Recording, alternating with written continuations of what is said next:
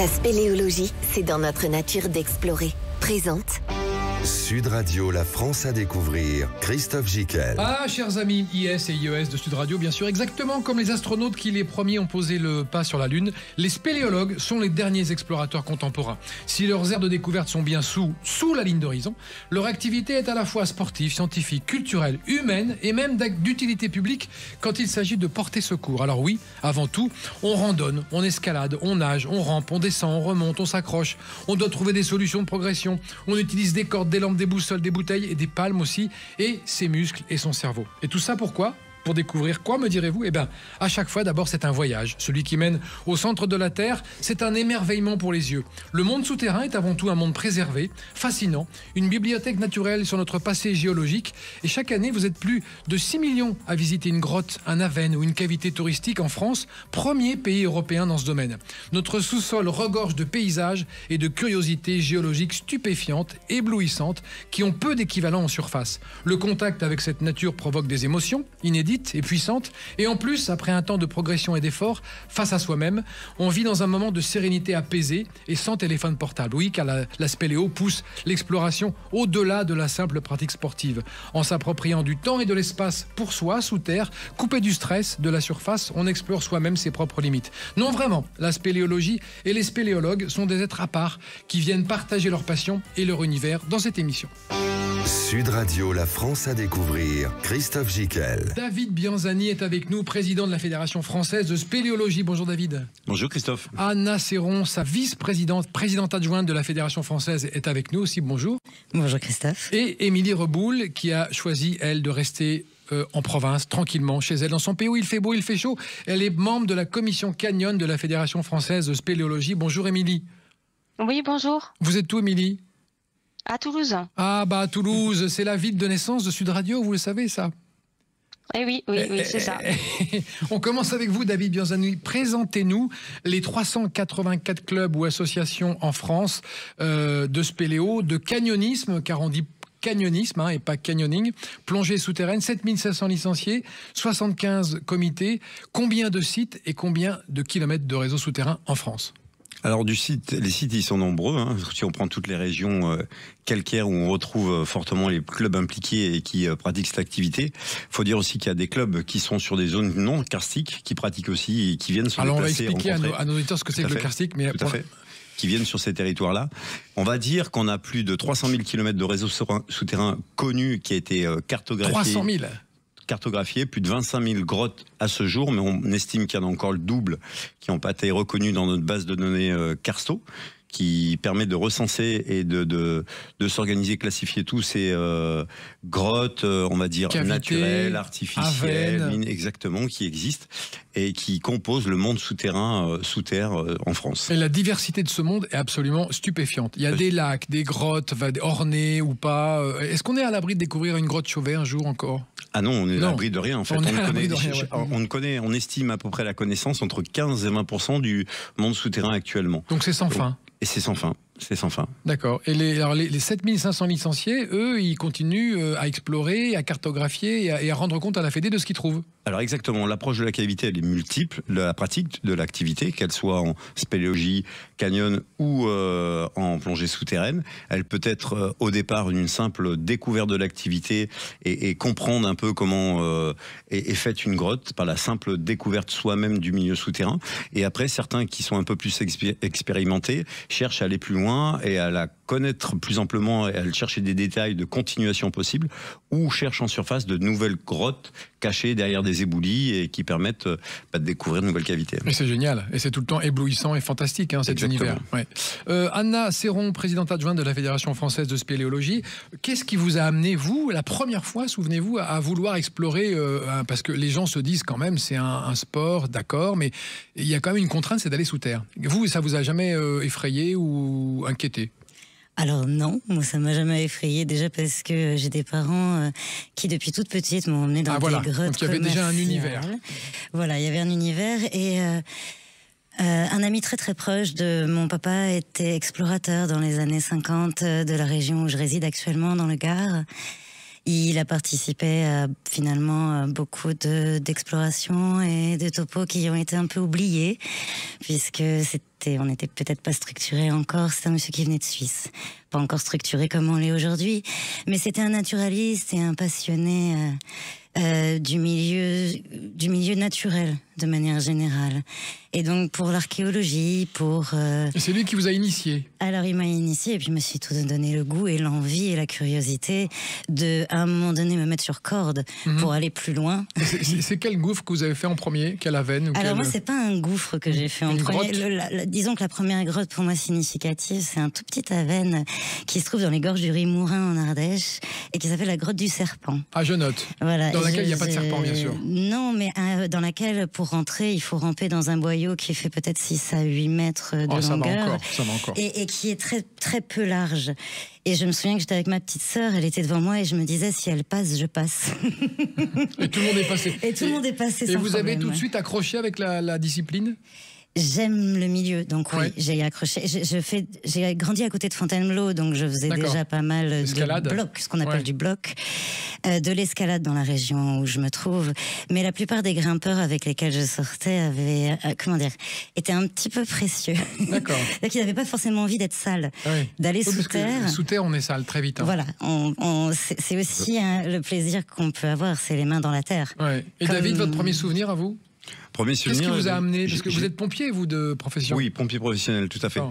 J'étais très jeune à l'école et j'ai eu la chance de découvrir par un de nos professeurs à l'approche un mercredi après-midi cette activité où j'avais pas du tout de connaissances. C'est un prof qui vous a montré. C'est un prof qui nous a montré la voie. Exactement. Je vais avoir 17 ans. D'accord. Et c'est là que j'ai connu un peu l'activité. Et pareil, ça vous a tout de suite accroché? Ça m'a attiré le côté en fait curiosité, émerveillement, le côté un peu sportif où on est amené à se déplacer tantôt en montant, descendant, le côté technique avec la corde. D'accord. Et puis un peu un défi pour soi-même puisque on essaye de surmonter quelques obstacles et qui tout de suite, c'est assez simple. Pour la première fois, ça étonne. Ça peut rebuter ou des fois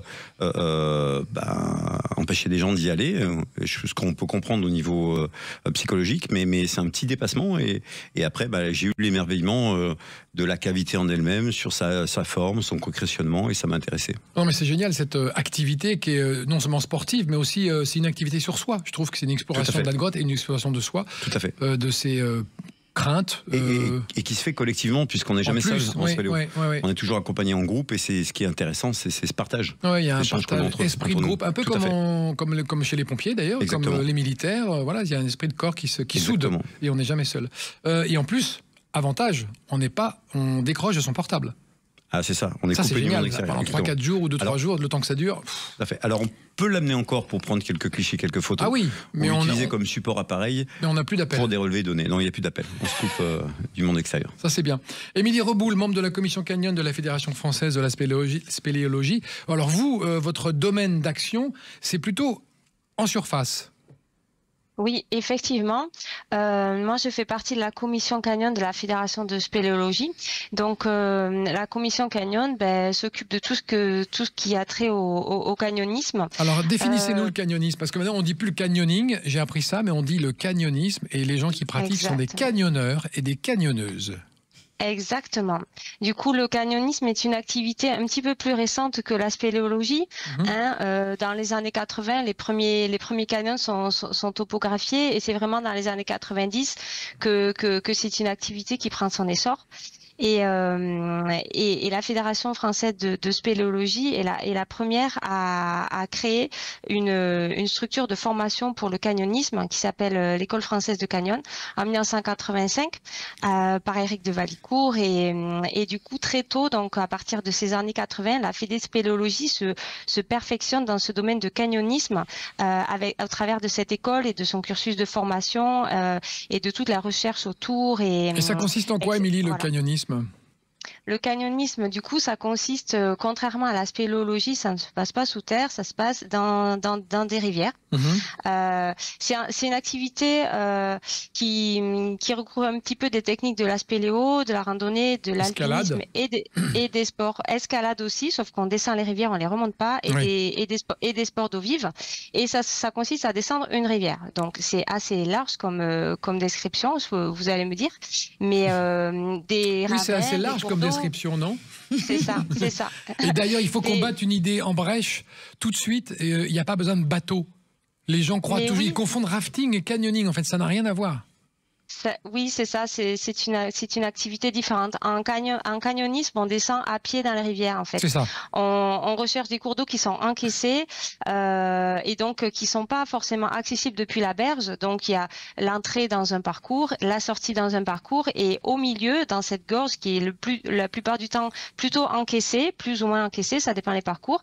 Et bien là, on trouve des choses qui sont merveilleuses. On trouve ce que l'eau a sculpté dans la roche. On trouve ce que la nature offre de plus préservé, parce que ce sont en canyon, on recherche des milieux qui sont authentiques et qui sont sauvages. Et vous êtes moins en méditation voilà. qu'un spéléologue. Hein, en canyonisme, on est plus dans l'action, on est plus dans le sport. On fonce un peu. En spéléo, on est plus dans la lenteur du mouvement, je crois, non? Enfin, je sais pas. Alors, David, tout dépend déjà. David n'est pas d'accord. Non, pas forcément. D'accord, ok. Non, pas forcément. En canyonisme, il y a de l'eau déjà. Du coup, le fait qu'il y ait de l'eau et le fait qu'il y ait beaucoup de guides qui amènent des gens pendant leurs vacances en canyon, mais du coup, dans l'image que le grand public se fait du canyon, c'est une activité ludique, et c'est le cas, ça peut être le cas, mais pas que. Donc des sauts dans l'eau, des toboggans dans l'eau, des jeux d'eau, c'est ça qui rend peut-être l'image un petit peu moins contemplative qu'un canyon. Donc le côté sportif qui est lié à l'eau, mais c'est quand même une activité qui reste proche de la spéléologie de par toutes les techniques de corde qu'il faut mettre en place pour franchir les obstacles. En canyon, quand on marche dans une rivière, il y a des cascades et on pose une corde et on descend en rappel pour descendre cette cascade, par exemple. On pose des cordes pour sécuriser les passages, les mains courantes, on peut poser des tyroliennes, des choses comme ça. Donc, Émilie, on ne l'arrête plus. On ne l'arrête plus, Émilie. Non, vous êtes passionnés comme tous les gens autour de cette table, c'est très bien. On va marquer une petite pause et après la petite pause, vous nous donnerez des conseils pour aller faire du canyonisme sur votre territoire ou sur d'autres territoires. À tout de suite, chers amis, nous sommes avec la Fédération française de spéléologie dans cette émission La France à découvrir. À tout de suite. La spéléologie, c'est dans notre nature d'explorer. Présente Sud Radio, La France à découvrir. Christophe Gickel. Elle est à la fois sportive, scientifique, culturelle, humaine et même d'utilité publique, la spéléologie. Nous sommes ici pour la découvrir dans cette émission avec nos invités qui sont, je vous le rappelle, si vous prenez l'émission en cours de route, David Bianzani, président de la Fédération française de spéléologie, Anna Serron, sa vice-présidente adjointe, non, sa présidente adjointe au sein de la Fédération française de spéléologie, et Émilie Remoule, qui nous parle de la commission canyon de la Fédération française de spéléologie, qui nous a parlé avec beaucoup de passion, Émilie, qui continue à nous parler du canyonisme. On en était où, Émilie? Vous aviez un conseil à nous donner dans votre région? Où aller faire du canyonisme? Autour de Toulouse. Où aller faire du canyon? Autour de Toulouse, on a la chance d'avoir les Pyrénées à proximité. Donc, on peut pratiquer du canyon sur tous les massifs montagneux, tous les reliefs en France. Il y a 1500 canyons en France. Moi, je peux vous parler, oui, effectivement, des Pyrénées. Par exemple, dans la vallée du Vic de Sceaux, en Ariège, vous avez le canyon de l'Artigue. Allez, on note. Canyon de l'Artigue. Voilà. C'est bien, voilà. Ça saute, ça plonge, ça escalade. Pour découvrir, c'est complètement magique. Ouais. Effectivement, il y a des vasques bleues, il y a toboggan, il y a saut, il y a rappel. C'est assez ouvert, donc le soleil pénètre dans le canyon et ça donne des couleurs magnifiques à l'eau. Parfait. Donc pour une première approche, c'est un secteur effectivement que je peux conseiller. Ouais. David Bianzani, pour une première approche de la spéléo, on contacte la fédération et on dit on se rapproche d'un club régional. Alors la fédération, on unit l'ensemble des pratiquants, et je dirais plutôt on se rapproche des clubs ou des comités départementaux qui ont pour certains on va pas embêter la fédé à Paris. Elle est basée à Lyon, la fédération. Historiquement, elle a commencé à Paris, mais on l'a rapatriée près des massifs karstiques sur Lyon.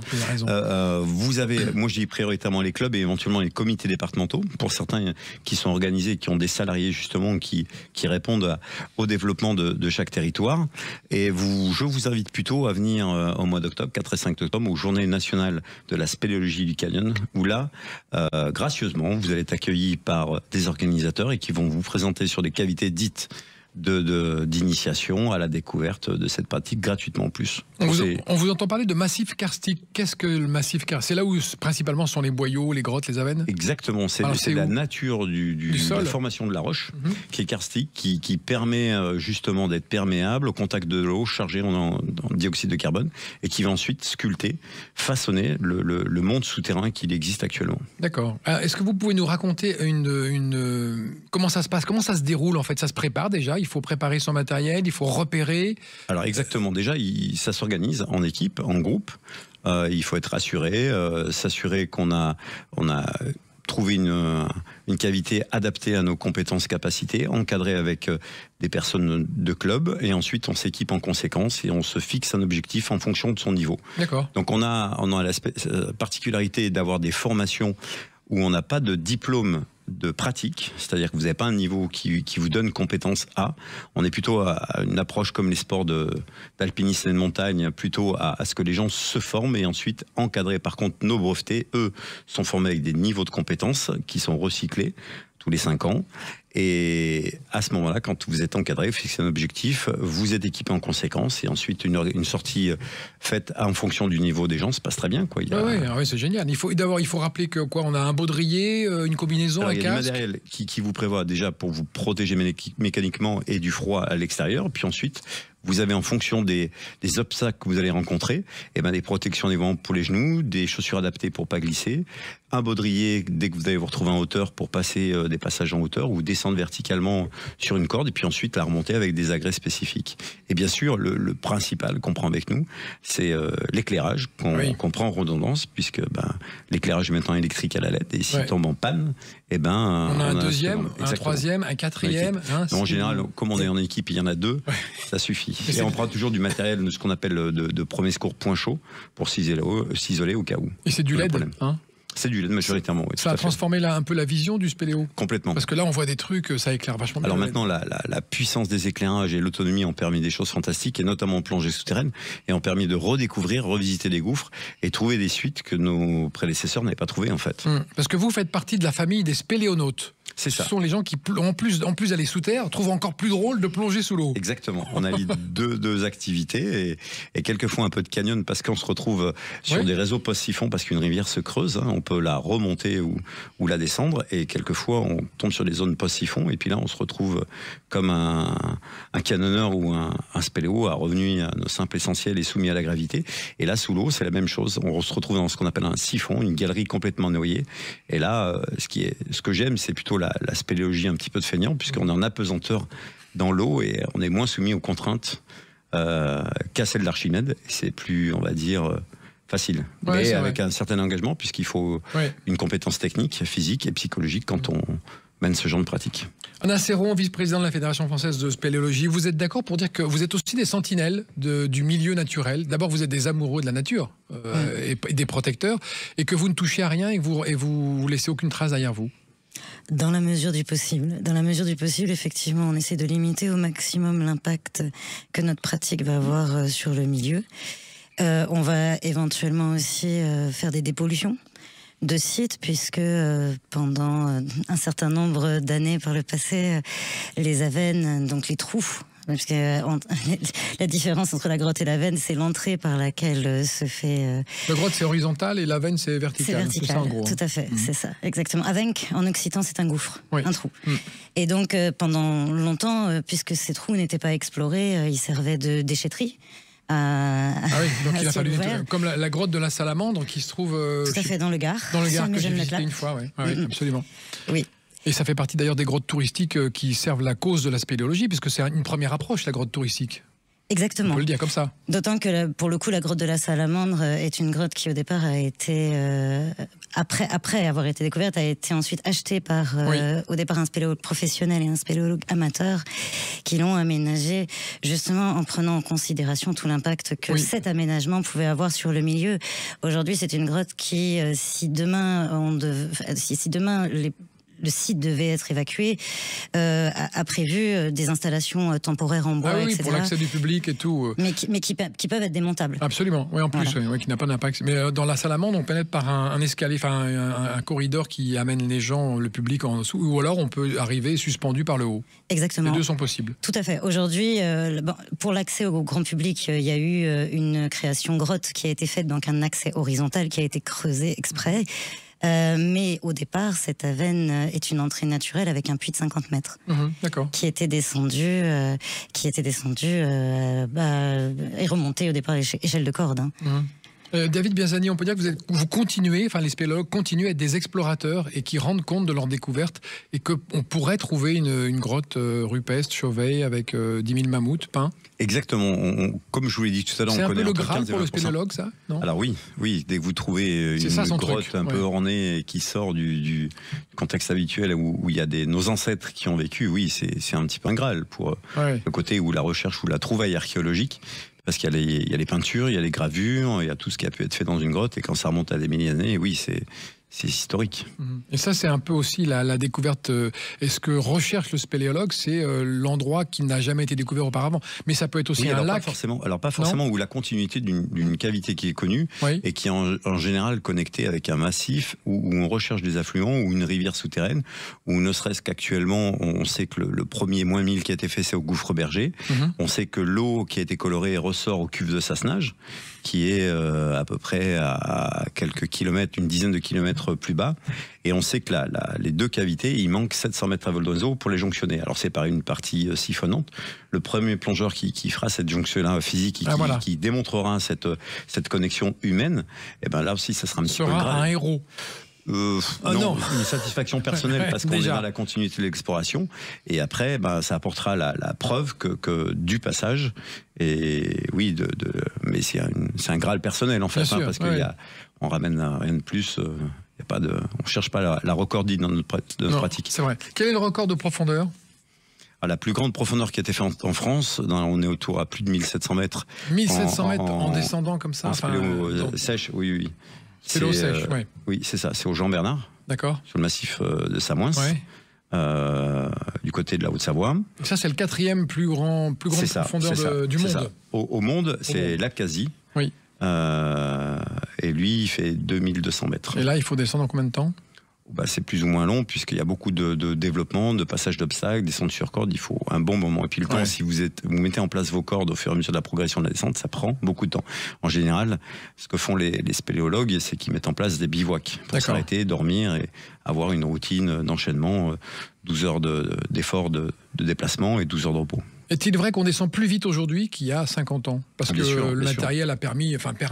Alors, il y a 100 ans, nos prédécesseurs utilisaient ce qu'on appelait des cordes pour descendre à nœuds et des échelles pour remonter.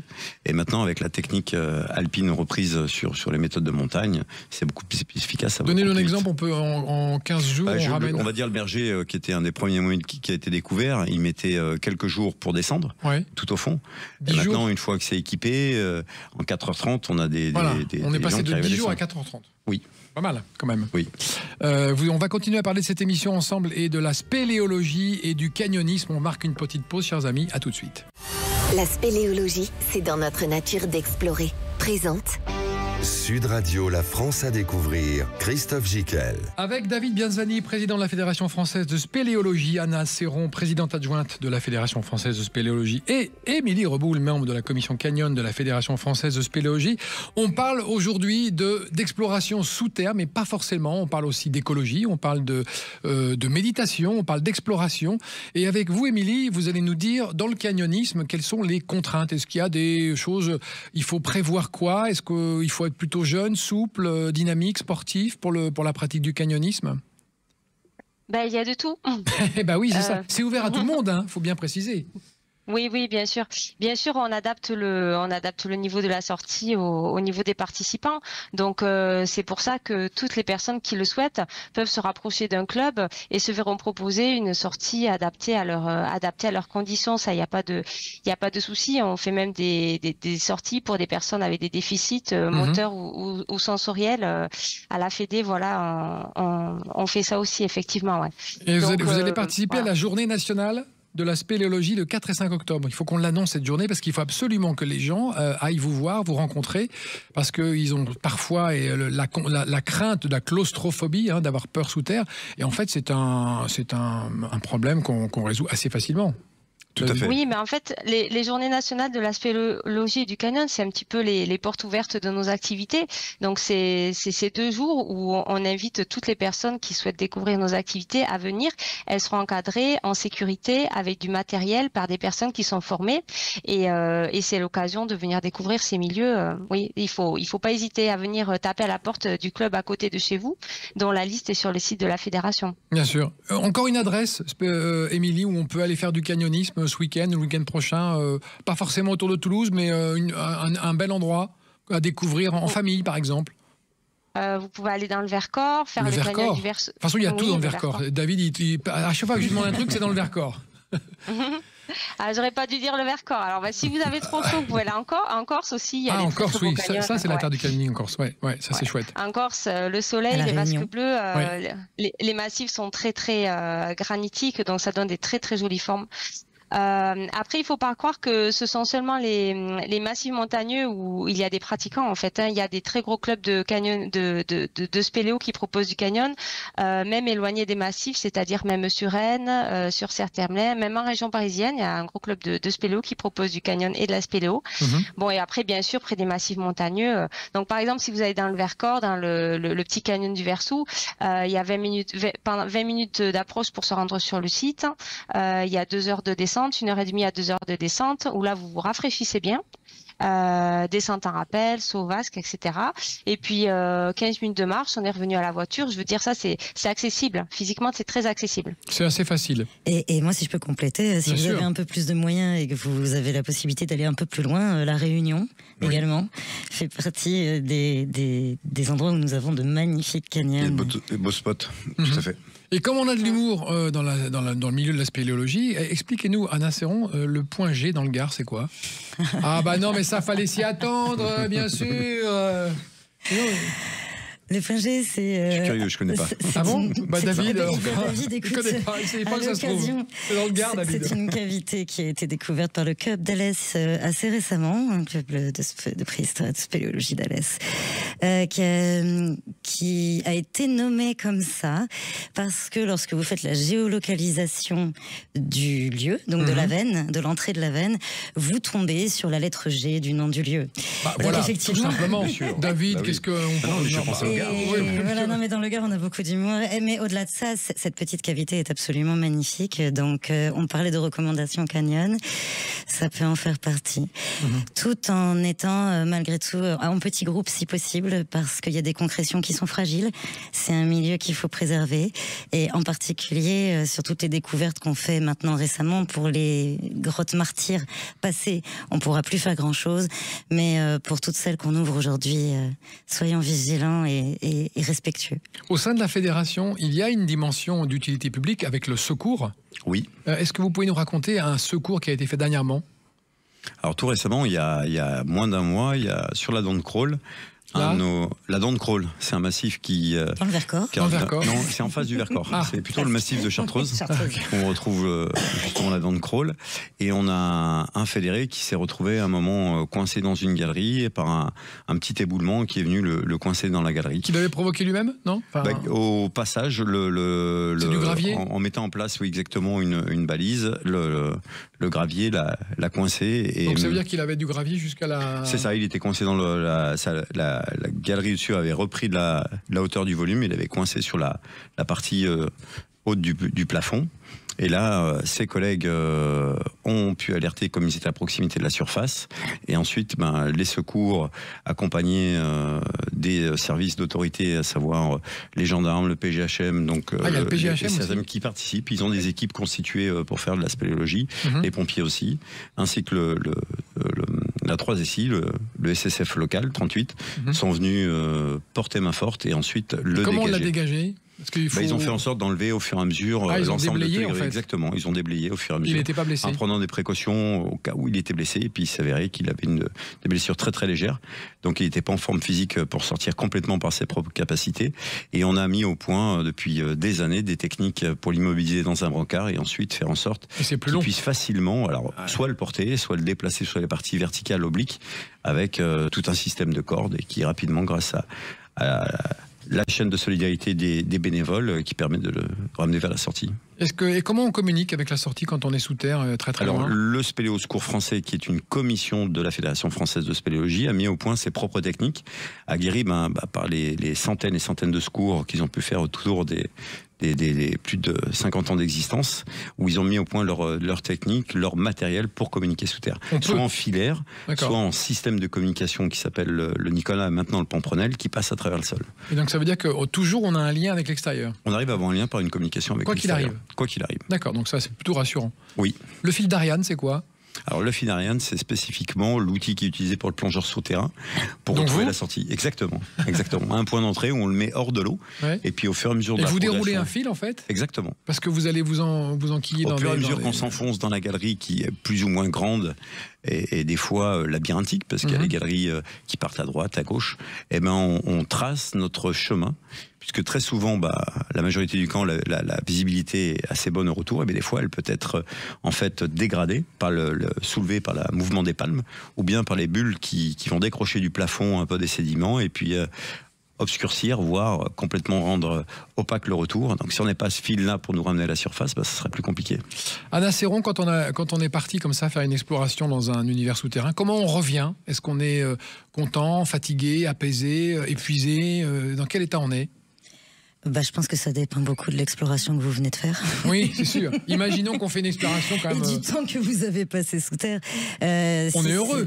En général, on est très heureux. Ouais. Moi, les quelques explorations que j'ai pu faire, parce que je dis souvent que par rapport à Émilie ou à David, je suis une bébé spéléo, mais je l'assume parfaitement. En tout cas, à chaque fois, pour moi, ça a été beaucoup d'émotions, beaucoup de joie. De la fatigue physique aussi, parce qu'effectivement c'est engageant, malgré tout, quel que soit l'explo et quel que soit le temps passé sous terre, ça engage vraiment. Mais ce bonheur aussi d'être coupé un petit peu de la surface et d'avoir cette bulle dans laquelle parfois on entre, on ne sait pas bien à quel moment on va en sortir. Alors on donne des sonnettes, enfin ce qu'on appelle des sonnettes. C'est-à-dire qu'en général on prévient quelqu'un de l'horaire prévisionnel, de sortie. Et s'il n'y a pas, on alerte. Déclenchement de secours. D'accord. On attend quoi, un quart d'heure? On ne sait jamais? Non? C'est pareil, ça va dépendre des explos, ça va dépendre du groupe qui est parti, ça va dépendre de la cavité, en fait. Il y a des cavités sur lesquelles on sait que si, avec un certain delta, les personnes ne sont pas à l'extérieur, effectivement, on déclenche tout de suite. Sur d'autres, on va peut-être laisser un peu plus de temps, typiquement pour les plongées. Les plongées, souvent, on sait qu'ils commençaient pas bien où est-ce qu'ils peuvent aller. On a des deltas, des fois, un petit peu plus souples que pour certaines explos spéléo. D'accord. Voilà. Est-ce que c'est le même niveau d'engagement dans le canyonisme, Émilie Reboul? Tout dépend le parcours qu'on choisit. Effectivement, mais ça peut être de cet ordre-là. Ça peut être aussi un engagement physique puissant, fort. Bien sûr. Il y a des canyons qui sont très longs. Il y a des canyons où il faut marcher 2, 3, 4 heures pour accéder au canyon. S'ensuit 6, 7, 8 heures de descente. Et puis après, il faut revenir à la voiture. Je peux vous dire qu'on est bien fatigué. Donc ce parcours, c'est réservé à des experts, bien entendu, qui sont formés et qui ont suivi les cursus de formation de la Fédé. Allez, donnez-nous 3-4 idées de canyons à découvrir pour le week-end à nos auditeurs. Sous la main. Un bon canyon, avec un effet waouh. Vous pouvez aller faire le Liec dans les Pyrénées orientales, si vous voulez, un petit peu loin des studios de Sud Radio, mais vraiment, c'est rafraîchissant, je vous le conseille. Beaucoup de toboggans, très très beau. D'accord. Un autre? Vous en avez un autre sous la main?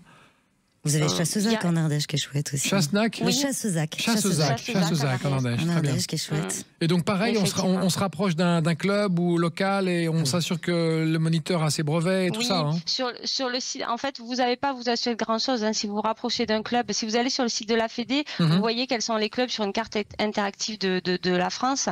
Vous voyez quelles sont les activités pratiquées et vous vous rapprochez d'un club qui pratique le canyon.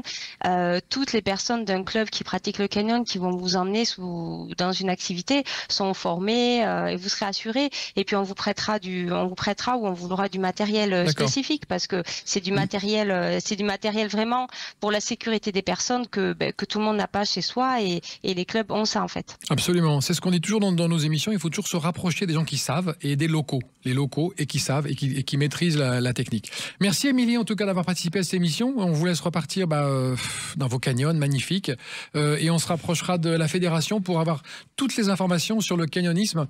On se retrouve tout à l'heure, chers amis, pour continuer à parler de la spéléologie. Merci Émilie. Au revoir. À bientôt. Merci beaucoup. Au revoir. Salut Émilie. La spéléologie, c'est dans notre nature d'explorer. Présente Sud Radio, la France à découvrir. Christophe Gicquel. Eh bien, c'est exactement ce que nous faisons. Nous explorons aujourd'hui un univers particulier, celui de la spéléologie, de la découverte souterraine. Et nous avons, on le rappelle quand même, 320 000 km de réseau souterrain, 50 000 sites, 25 650 endroits en France. Vous êtes 6 millions de visiteurs à aller voir les cavités touristiques.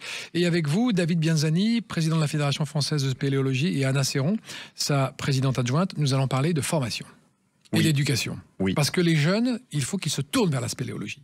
Exactement. Donc la spéléologie, c'est pas qu'une activité très physique, sportive, élitiste avec le côté exploration, c'est aussi une sorte de formation d'éducation.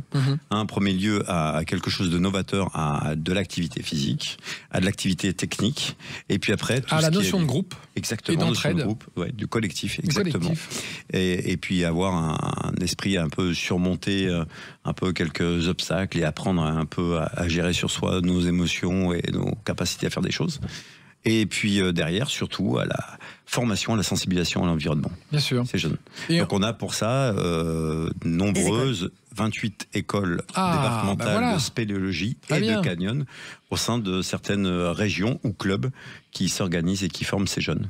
J'ai bien aimé quand on a préparé cette émission, je vous ai demandé les deux mots qui vous viennent à l'esprit pour la spéléologie et la pratique. Vous m'avez dit humble et rigoureux. Tout à fait. Et ça, si vous êtes encore d'accord avec ça. Toujours. L'humilité et la rigueur dans sa préparation et l'approche de l'activité. Et Anna Serron, pareil, vous êtes, même si vous êtes un bébé spéléo, tout à fait. vous faites attention à la rigueur dans la préparation du matos. Ah bah d'autant plus. Et à l'humilité. Tout à fait. Oui, il faut. Et puis à la solidarité. C'est vrai que cette fédération, c'est aussi sa grande force. Elle est très intergénérationnelle. Il y a beaucoup de solidarité entre les spéléologues. Et effectivement, on vérifie en permanence le matériel les uns des autres. On vérifie les points sur lesquels on va descendre. Et comme disait David, un des premiers enjeux, c'est malgré tout d'assurer sa sécurité. C'est un milieu qui est très spécifique, qui est par définition qui peut être dangereux, et donc dans lequel on ne s'aventure pas à l'improviste. Et dans lequel, on en parlait avec David à déjeuner, parce qu'on a déjeuné avec David, il n'y a pas de compétition. Et ça change un peu l'ordre des choses dans l'esprit des gens. C'est avant tout un esprit d'exploration basé sur la science, la connaissance du monde en lui-même, qu'il soit géologique, hydrologique, biospéléologique, pour connaître un petit peu les espèces qui le composent. Et ce travail scientifique se base sur l'échange archéologique aussi, tout à fait. Et c'est un partage-échange de connaissances. On n'a pas abordé l'activité sous son grand malgré qu'on fasse partie du Comité national olympique et français, on n'est pas dans un esprit compétitif. D'épreuves, et pas d'épreuves. Oui, d'épreuves, pour pas augmenter le côté risque et impact sur le milieu qu'on peut avoir dans cette pratique. On a une réflexion peut-être sur quelque chose de plus faite en milieu intérieur artificiel pour de la technique. On y réfléchit peut-être sur le côté technique de la spéléologie alpine quand on monte, on descend, à peut-être un esprit de compétition, ou l'approche peut-être maintenant qui est évolutif et qui ouvrira ce monde-là à des gens qui peuvent pas y accéder sur le côté virtuel, côté peut-être e-sport, on ne sait pas, on y réfléchit. Est-il vrai que même au plus profond de la Terre, souvent il y a un petit courant d'air et c'est celui-là qu'il faut suivre? Oui, exactement. C'est un des indices. Oui, un des indices. Alors, et ça veut dire que tout va bien. C'est ça. Ça, c'est rassurant. C'est rassurant. C'est D'accord. rassurant. Il faut savoir, dans une grotte, c'est toujours tempéré. Vous Il fait prenez combien 14 Ça dépend des massifs. grottes. Vous êtes en altitude ou haute, en Ouais, moyenne. bien sûr. On est sur les plus basses, dans du 2-3 degrés. Ah oui, sinon, quand en même. moyenne, 15 degrés. Donc, vous avez, c'est la moyenne de la température la plus haute et la température la plus basse, et vous êtes sur la moyenne. D'accord. Sur l'année. D'accord, sur l'année. Ok, très bien.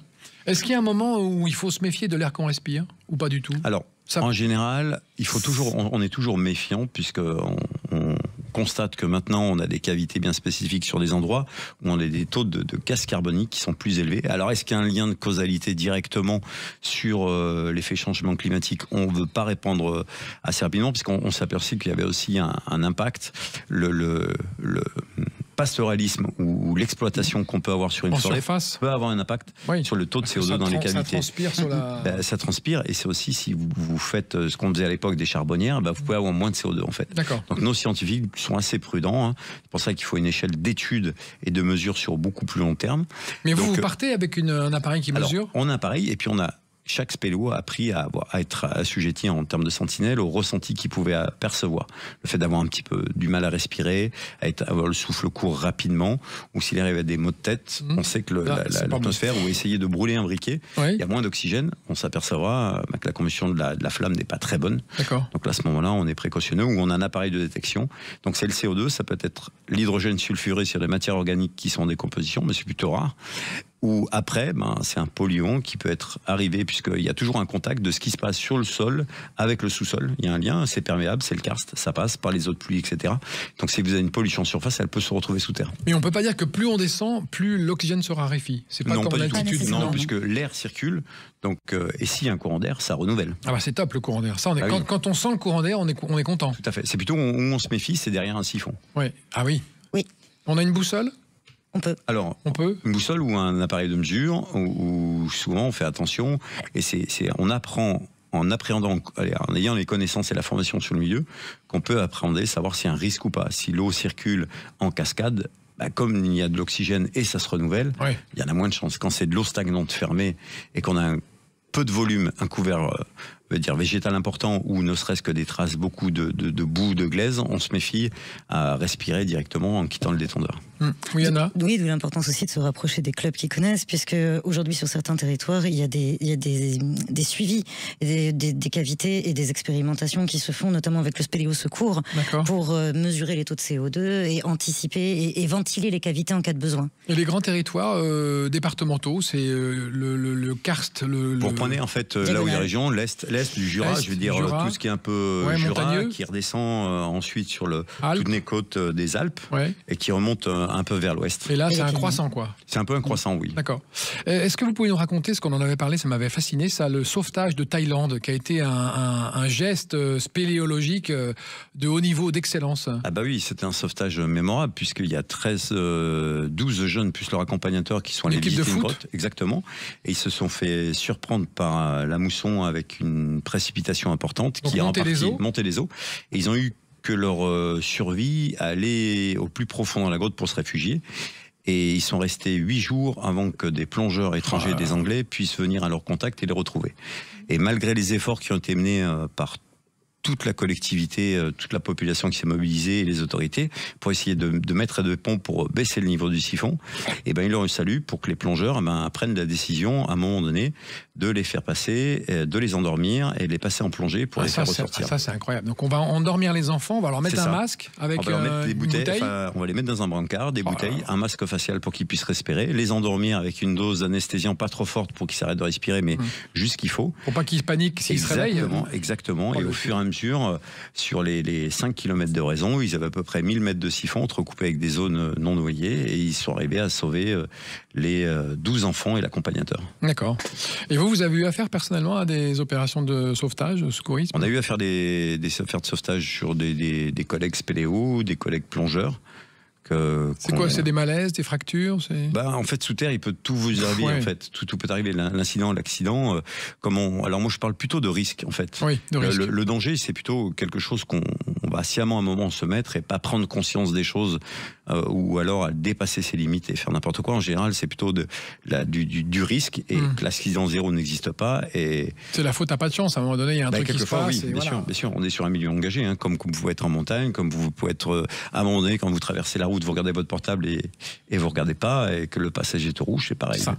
Il y a combien de niveaux de difficulté? Il y a 4 niveaux dans les. Alors les cavités sont sous-classées pour le 5 avec le niveau 0 en fonction du niveau quand on emmène les gens. Mais globalement, quand vous êtes formé après un stage de perfectionnement, en équipe, vous êtes normalement autonome pour ensuite progresser. Et c'est sous la responsabilité de l'encadrant qui mène son groupe en fonction des capacités du moment. Et on apprend beaucoup par expérience des incidents et d'accidents qu'on a pu avoir avec le SSF et des retours d'expérience, à apprendre justement à nos fédérés qu'est-ce que le renoncement. D'accord. C'est-à-dire que c'est la situation où à un moment c'est pas le jour, exactement, je suis un peu fatigué, je glisse, je tombe un peu, et savoir et apprendre à dire on fait demi-tour. Oui, c'est une école sur soi aussi. Hein. Exactement. Sur les 80 accidents où ils interviennent en France, la majorité des gens où ils interviennent, c'est pas forcément des fédérés. Parce qu'on a dénombré à peu près 15 000 pratiquants de la spéléologie en France, 7 500 la moitié qui sont fédérés, qui s'unissent et qui adhèrent à la fédération. Et après, on a beaucoup de touristes du milieu souterrain aussi. Exactement. Ouais, c'est vrai. Donc parce qu'en fait, on peut s'adonner à la spéléologie comme on le souhaite, comme on veut, dès l'instant où il y a une grotte. On est sur des territoires où il n'y a pas forcément la pratique est libre. La pratique, du moment que vous assistez. Alors, nous, la liberté, on respecte systématiquement le droit à la propriété privée et on nous demande les autorisations d'y aller. La journée nationale de la spéléologie, c'est 4 et 5 octobre. Et est-ce qu'on pourra s'initier si on se rapproche d'un club? Bien sûr. Ce 4 et 5, on va trouver ou un comité départemental de spéléo ou un club. Le comité départemental de spéléo vous enverra. Moi, je veux bien m'initier, mais dans une classe 0. Oui, c'est possible ça. Bien sûr. 1, je pourrais, non. Oui, ça dépend de ce que vont organiser les organisateurs. D'accord. Mettre. Journée nationale de la spéléologie, 4 et 5 octobre. Rapprochez-vous de la Fédération française de spéléologie. Le site, c'est fédérationfrançaisespéléologie.fr. Voilà, c'est super. Merci David Bianzani, président de la Fédération française de spéléo, et Anna Serron d'avoir participé à cette émission et d'avoir, j'espère, incité et éclairé nos auditeurs à cet univers qui est vraiment fantastique, avec des paysages éblouissants, une nature somptueuse, préservée, et que les spéléos aident à préserver en plus. Merci à vous pour l'accueil. Merci à tous. Belle émission grâce à vous. On se retrouve la semaine prochaine dans La France à découvrir. Salut. Sud Radio, La France à découvrir, Christophe Gickel. Avec la spéléologie, c'est dans notre nature d'explorer.